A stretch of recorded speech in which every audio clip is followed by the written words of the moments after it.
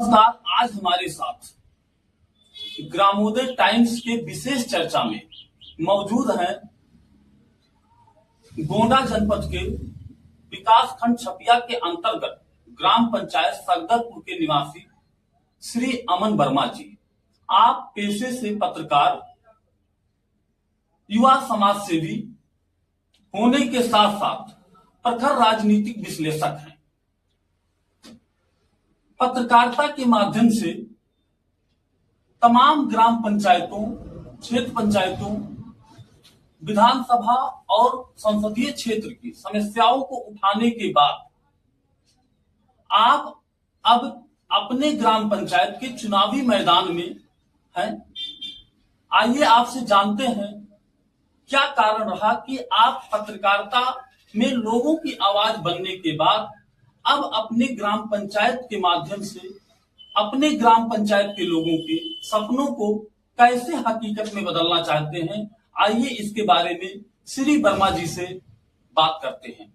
थोड़ा सा तो मैं आपके चैनल को धन्यवाद देना चाहता हूं कि आप हमारे पास तक आए और इस मुख्य विकास की धारा होती है ग्राम पंचायत, तो उसका जो सवाल उठाने का काम आपने किया है, इसके लिए मैं आपको धन्यवाद देना चाहता हूं।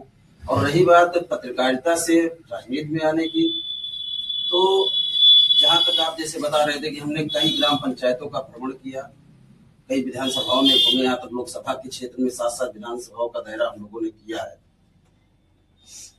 कई ग्राम पंचायतों में जाते हैं तो देखते हैं तो हमको थोड़ा सा गिल्टी महसूस होता है। उस समय राजनीति में आने का मुख्य कारण यही रहा है कि जहाँ हमारे ग्राम पंचायत का सत्ता पक्ष जो है वो जहाँ अपनी मनमानी ढंग से काम कर रहा था, वहीं विपक्ष शांति से बैठकर उसके द्वारा किए जा रहे गलत कार्यों को देख रहा था। तो मजबूरी यही रही चुनाव में आने का, और जो मुख्य कारण वो यही है कि सत्ता पक्ष और विपक्ष जब दोनों एक ग्राम पंचायत में फेल नजर आए तो मजबूरी में हमको उभर के आना पड़ा कि हमारी ग्राम पंचायत एक बड़ी ग्राम पंचायत मानी जाती है। और आप विकास की दिशा में हमारे ग्राम पंचायत में देखेंगे, सड़क, नाली, शिक्षा, स्वास्थ्य, सारी सुविधाएं जो है वो बिल्कुल चरमरा गई है। जी, ये रहा अमन जी का इसका प्रश्न, बहुत बढ़िया तरीके से आपने दिया। देखा जाए तो जो ग्राम पंचायत होता है ये शासन की सबसे छोटी यानी लोकतंत्र की सबसे छोटी इकाई होती है और प्रत्येक व्यक्ति इस इकाई से सबसे करीब से जुड़ा हुआ होता है। और यहाँ का जो शासन सत्ता का संभालने वाला व्यक्ति, ग्राम प्रधान या पंचायत का मुखिया, जो भी जहां जैसे संबोधित किया जाता हो, उससे अपनी बात सीधे कह पाता है और उसकी बात सुनी जाती है।